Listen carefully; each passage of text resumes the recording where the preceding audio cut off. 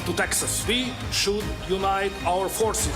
So there are a ton of booths here, a lot of young people here. And what it means for American democracy. Prime Minister Orban is being accused of all kinds of things simply because he doesn't toe that liberal line. He stands for Christian conservative values. To sum up, the mother is a woman, the father is a man, and leave our kids alone. Full stop, end of discussion. A new conservative alliance now streaming on the free CBS News app.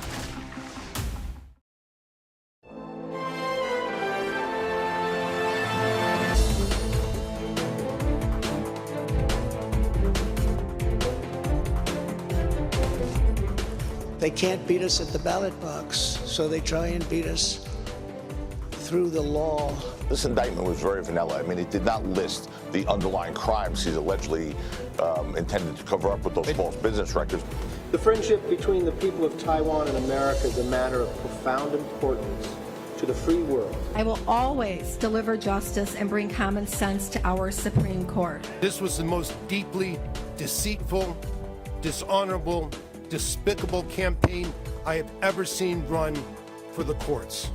There's no doubt that he's being wrongfully detained by Russia, which is exactly what I said to Foreign Minister Lavrov when I spoke to him. Welcome to Red and Blue. I'm Nancy Cordes in Washington, D.C. Thank you for joining us on the day after, 24 hours after the first ever criminal indictment of a former president and his grievance-laden speech filled with falsehoods to supporters last night at Mar-a-Lago. Political watchers are debating what it all means for the presumed GOP presidential frontrunner. We aren't scheduled to see former President Trump back in court in New York until December, and the trial likely won't start until January, and that's just weeks before the Iowa caucuses. But last night at Mar-a-Lago, he had many of the other pending investigations on his mind. This lunatic special prosecutor named Jack Smith, who others of his ilk say he's even worse than they are, is only looking at Trump. Then you have a radical left lunatic known as a bomb thrower who is harassing hundreds of my people day after day over the boxes hoax. And in the wings, they've got a local racist Democrat district attorney in Atlanta who is doing everything in her power to indict me. Just to remind you, because it can get confusing, Mr. Trump is facing two separate DOJ special counsel investigations, a grand jury investigation in Georgia, in addition to the investigation that was undertaken by the Manhattan DA. Joining us now, CBS News political reporter Aaron Navarro and national correspondent and founding partner for Puck, Tina Nguyen. Thank you both so much for joining us. And Tina, I want to start with you because you wrote this article for Puck that was so interesting, taking a look at the president's speech last night and his campaign in general and talking about how he's begun to glorify January 6th, really embracing it, almost trying to turn it into a positive rather than a negative. What's the strategy behind that? So there are a couple of factors going into this strategy. First of all, after January 6th, after the events where his supporters stormed the Capitol in order to overturn an election, the MAGA base began to focus on the people who had been arrested by the FBI afterwards, who had been charged for trespassing in the Capitol, who were given sentences. They view these guys as political prisoners who were expressing free speech, that invading the Capitol was free speech, and that they were being improperly punished. In one case, I believe a man committed suicide after he'd been convicted. So there's a bit of a martyrdom complex that has gathered around these victims, and Trump has leaned into it super heavily. If you recall, in one of his recent rallies, he played a song that included an audio recording of him and a lot of prisoners who of the January 6th. He actually put his hand on his heart as if it were the national anthem. Oh yes, absolutely. It was him honoring these fallen these martyrs in this political jihad, as I put it. And so he has taken all of the pending investigations against him and this indictment, which is a pretty big deal, just from a macro level. and lumped them all in, connected them with these woes and said, look, you guys were persecuted for your expressing your political beliefs. I was your leader. Look at how they're trying to come after me. I am just like you. These are not indictments that are separate from the motives and desires and ideology of MAGA, which is, we believe the establishment is out to get us. Trump's woes and their woes, ideally in their strategy, go hand in hand. And frankly, if you look at the polling recently, it's starting to work. You know, and that brings me to another question I have, which is about Ron DeSantis, who has kind of been on the sidelines trying to decide whether to get in or not, and having a very difficult time trying to figure out how to play this whole situation. You know, he's tried to be on the side of the president, the former president, and some of these supporters. That didn't go so well. He's tried to position himself as kind of the anti-Trump, and he's struggled with that too. And I want to ask you about that, Aaron, because you have covered Ron DeSantis so closely. What is his strategy now that President Trump has actually been indicted, and how is he responding to all of this? Right. And even earlier in March, when he was interviewed by Piers Morgan, he repeated the line, you know, he doesn't know anything about, quote, hush money payments to porn stars, again, kind of indirectly trying to make that contrast. But since the indictment, you've only heard DeSantis criticize DA Alvin Bragg, you know, saying that he is, quote, Soros-backed, noting that DeSantis himself fired a, quote, Soros-backed prosecutor when he suspended State Attorney Andrew Warren. So you've really only seen DeSantis come to Trump's side. And that's the question for DeSantis, Nikki Haley, former Vice President Mike Pence, if he gets in, is how do you thread that needle? Do you decide to continue to defend former President Trump? And does that leave you any room, any oxygen to try and make that contrast and even just pitch yourself and your potential candidacy to voters? And so far, we've only seen the 2024 field really rally to former President Trump's side.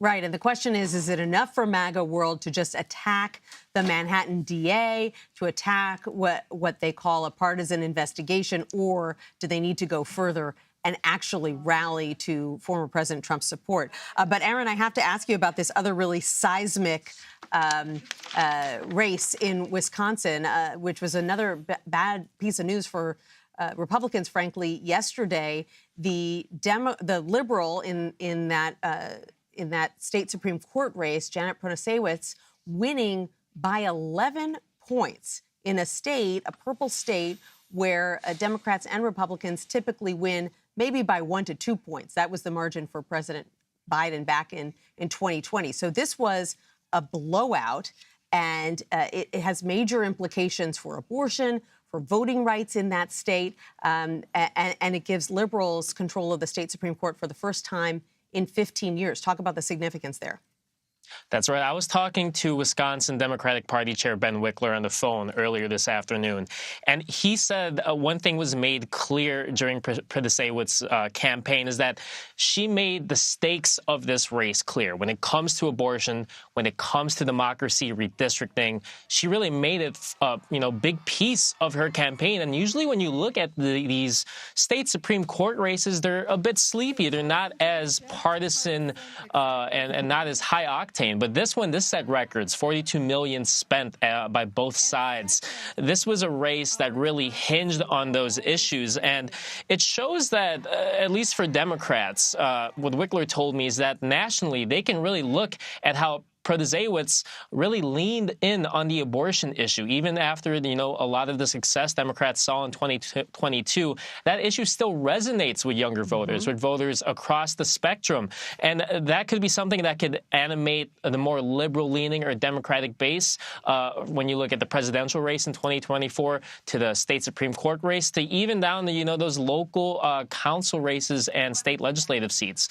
One thing to note, another big election result last night in Wisconsin, though, there was a state senator in the 8th district that a Republican won that special election. And now Republicans do have a supermajority in Wisconsin. And it's been floated out there by both this candidate and the party that they could potentially look at impeaching Protasewicz and any other officials that they maybe think are corrupt or have violated the law, as they say, in some way. And that's going to be one really interesting thread to follow. Protasewicz takes office August 1st, and we'll see what a Republican supermajority will do there. Tina, we don't have much time left, but if you're a Democrat looking at this race and you're coming up for re-election in 2024, you've got to be thinking you have to make abortion your number one issue once you see how pivotal it was in this race, right? Absolutely. And it's better, too, if you're running for a specific race that, like, has a tangible impact on what happens in abortion. With regards to abortion, so, like, state legislature, Supreme Court, obviously, perhaps the Senate, if you're trying to, like, enact national abortion protections on the federal level. I don't know how far you could push that, but if you saw in 2022, you could ride that to a pretty resounding victory in a lot of cases.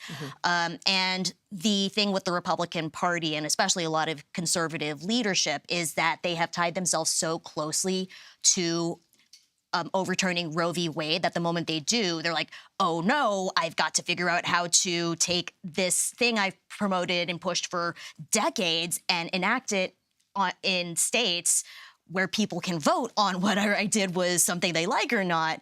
And absent some, shenanigans and under the table, like, tweaking of rules and whatever, Republicans should be pretty nervous that Democrats can take this and be like, this is an existential issue, vote for us. Right, and if anyone wonders just how important this race was, keep in mind that it was 3 times more expensive than the previous record for a state judicial race.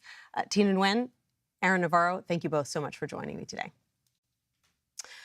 Former Vice President Pence will not appeal the court order requiring him to testify in the Justice Department's investigation into Trump's efforts to overturn the 2020 election. His spokesman confirmed Pence will comply with the subpoena. Today's move means Pence could appear before the jury in the coming weeks and testify under oath about exactly what Trump said in private ahead of January 6th. However, Trump's lawyers may attempt to appeal Pence's decision, despite coming up short in previous appeals with this grand jury. Several of Trump's allies have already testified in the special counsel's investigation. Pence told reporters in Iowa last week that he has nothing to hide. A bipartisan group of lawmakers met with the president of Taiwan in California, despite objections from China. What House Speaker McCarthy had to say about strengthening the ties between the two nations. They're streaming Red and Blue, reporting across the political divide.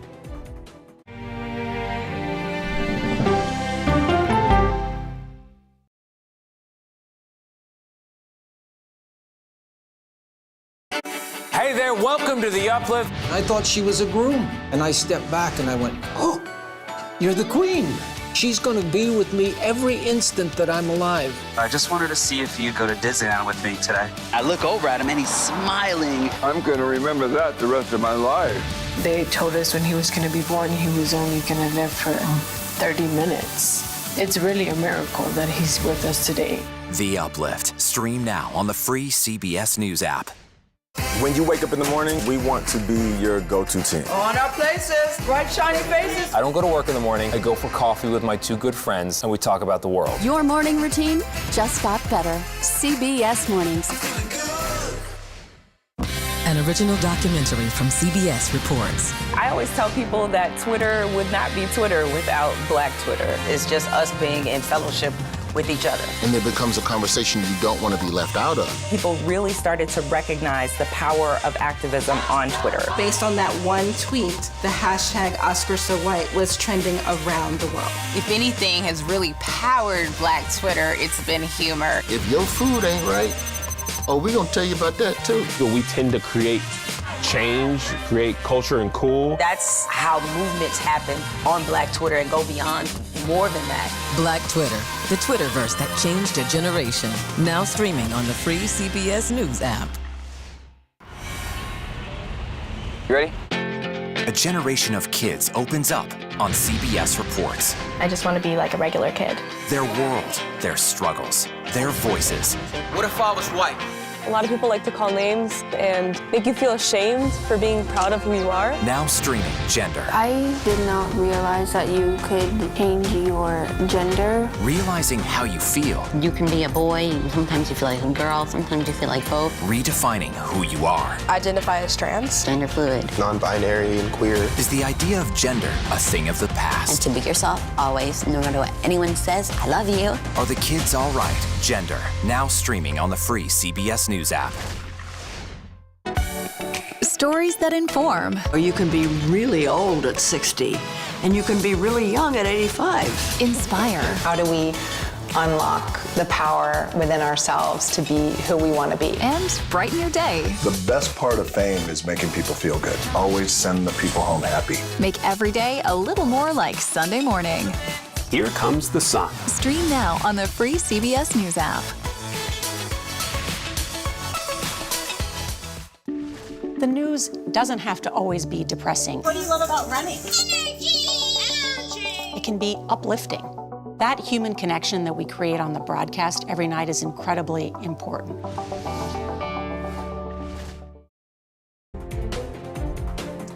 Welcome back to Red and Blue. House Speaker Kevin McCarthy led a bipartisan closed-door meeting with Taiwanese President Tsai Ing-wen today at the Ronald Reagan Presidential Library in California.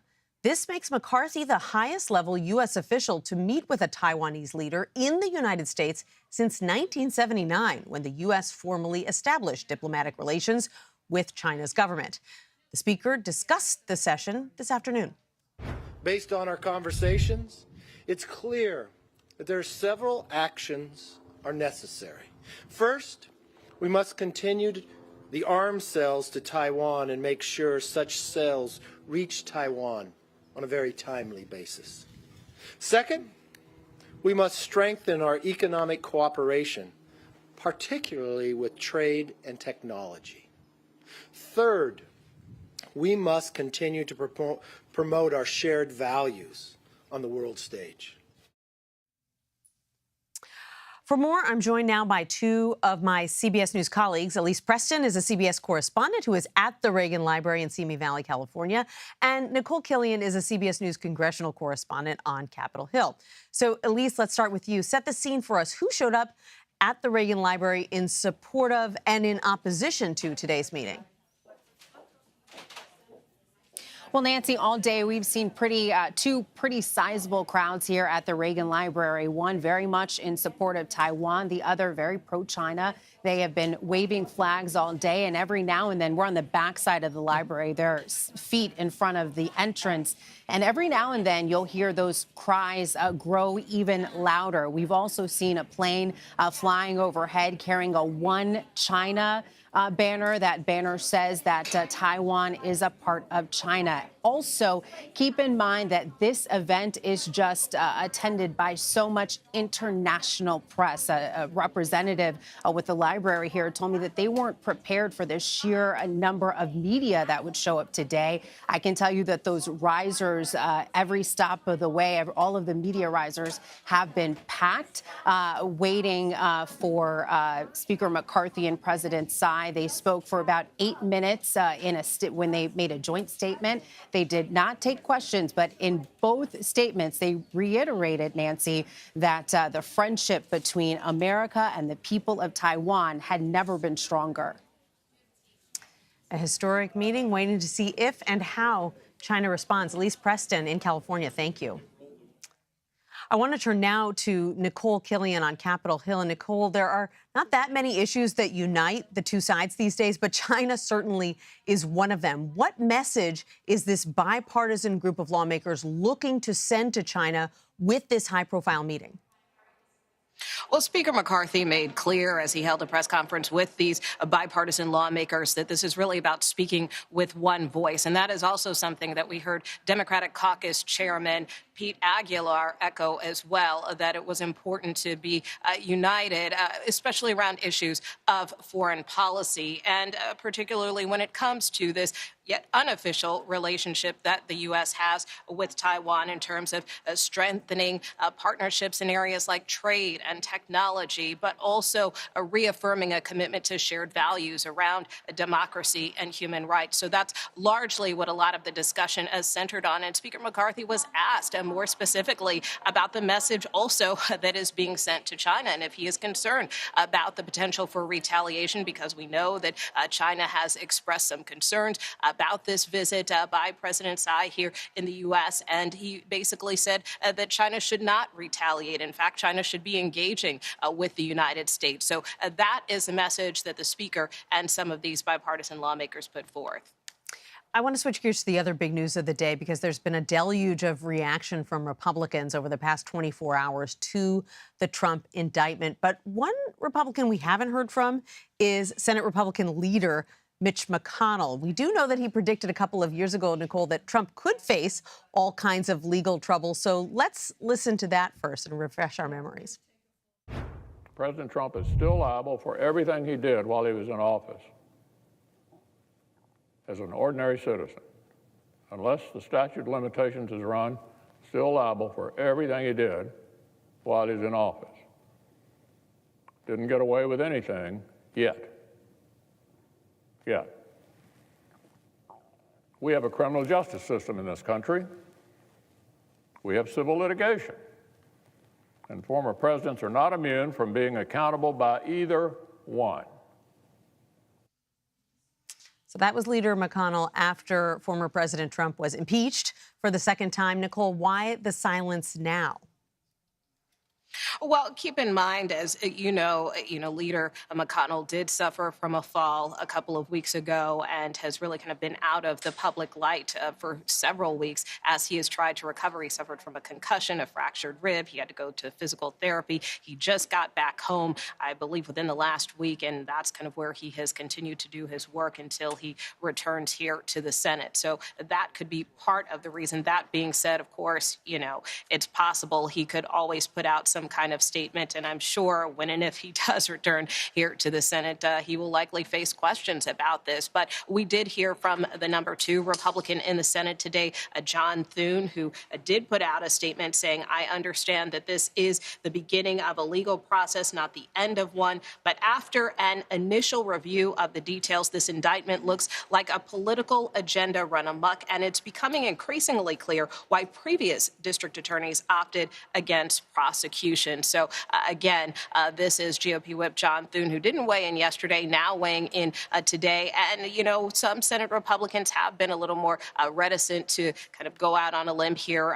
Many of them have in the past kind of put some distance between themselves and the former president. But what is notable, in addition to Thune's statement, is also people like Mitt Romney, who have been very critical of the former president, who also shared similar views to Thune yesterday, suggesting that this is politically motivated. So from that standpoint, it is notable that some Republicans who don't necessarily always align themselves with the former president are now, in this case, appearing to come to his defense by taking issue with the Manhattan DA. A lot of people, from Mitt Romney to the president of Mexico, expressing skepticism today about this indictment. Nicole Killian on Capitol Hill, thank you so much. You bet. The United States is calling for the immediate release of the Wall Street Journal reporter arrested in Russia last week. We'll have the latest on that situation next. You're streaming Red and Blue.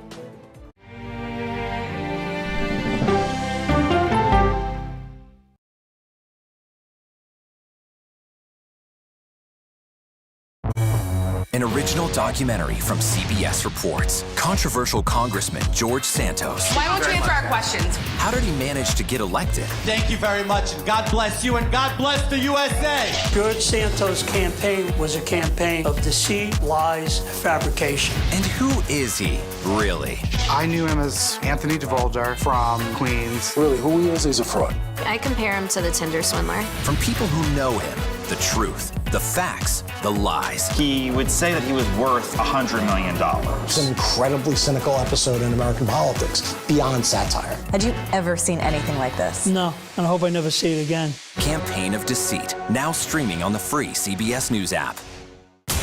She dazzled on the court and off the court as a businesswoman. Thank you for joining us on Person to Person. Tennis superstar and entrepreneur Serena Williams.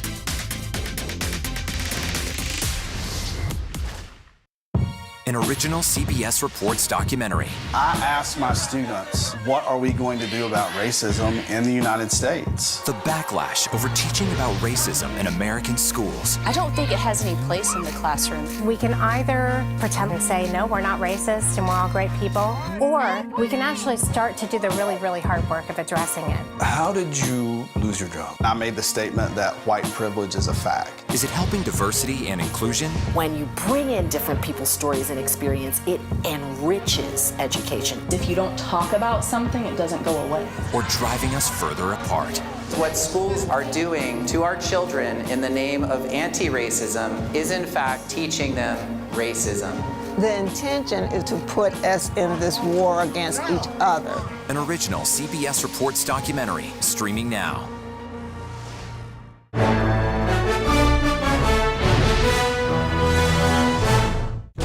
An original CBS Reports documentary. I was entitled to equal pay for equal work under the law. Does the Supreme Court's power need to be checked? 9 Supreme Court justices, 5 of them said no, she's not entitled. That's not right. Calls to fix the court tend to go along with the politics of the moment. Republican-appointed justices have all tended to go in one direction, with the Democratic-appointed justices tending to go in another. Even though it's only 9 justices, it takes 5 of them to make the law of the land. Does it have political impact? True. Political intent? Probably not true. If the American people don't trust the judgment of their court, that's a real problem for our democracy. An original CBS Reports documentary, streaming now. When you wake up in the morning, we want to be your go-to team. Your morning routine just got better. CBS Mornings.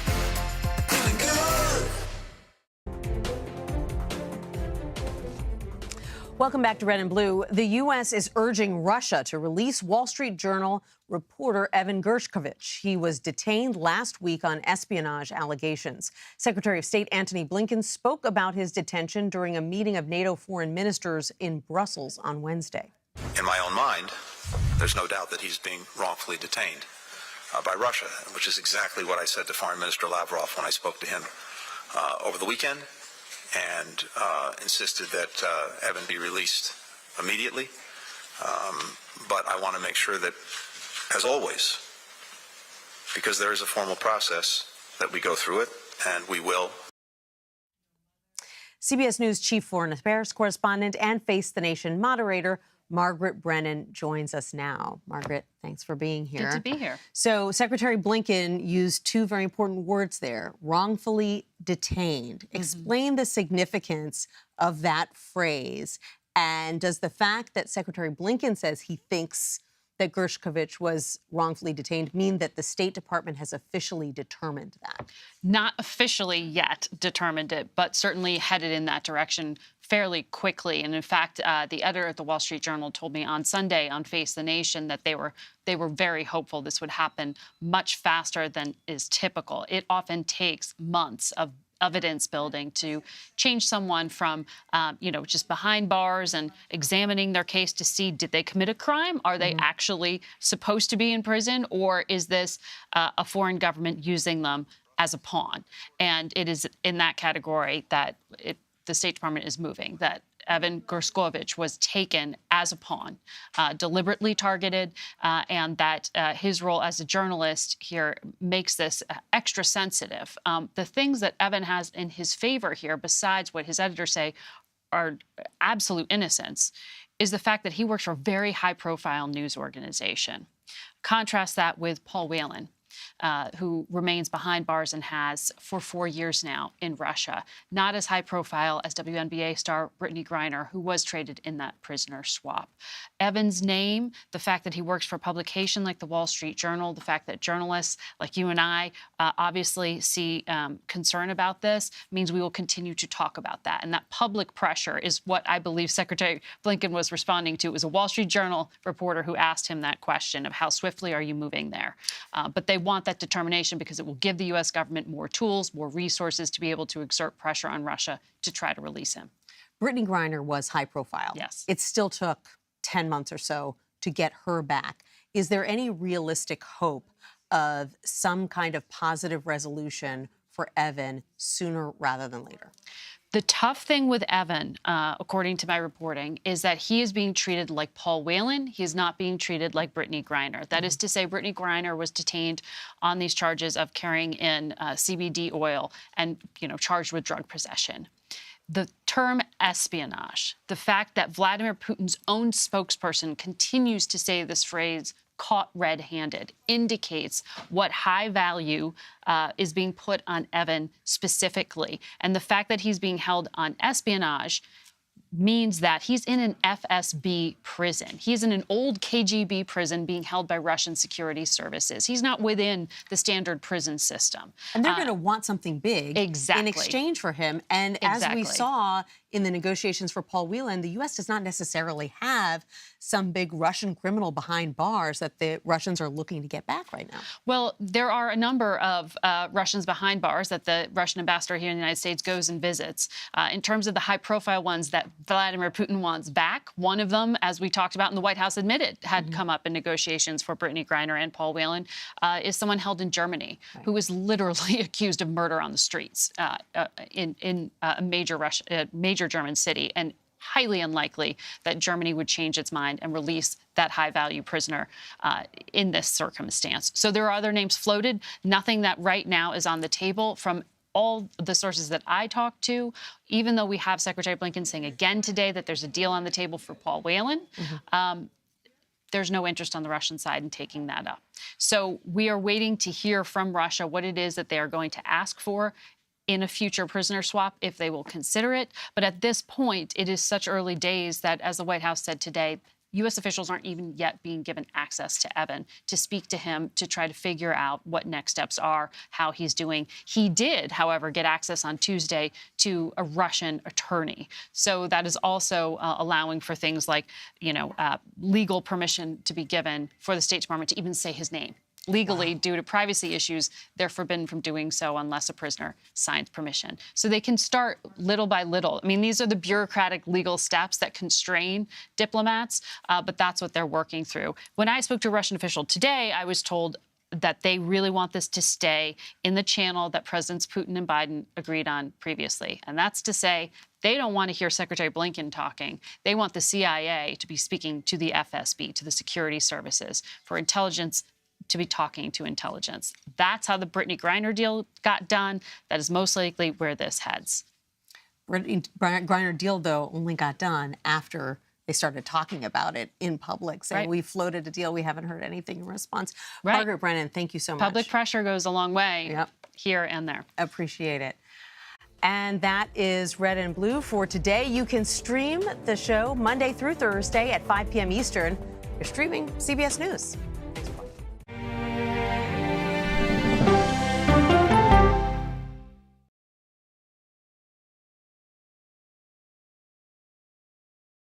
In today's Money Watch, business analyst Jill Schlesinger is here to help. How do you even begin to make the best use of your money? If you've got a match from your employer, don't give away that money. Dollar Jill, y'all. CBS Mornings, starting at 7. An original documentary from CBS Reports. The carnage in our nation's schools has become painfully repetitive. Not one more child! School shootings have parents fighting mad. I promised my daughter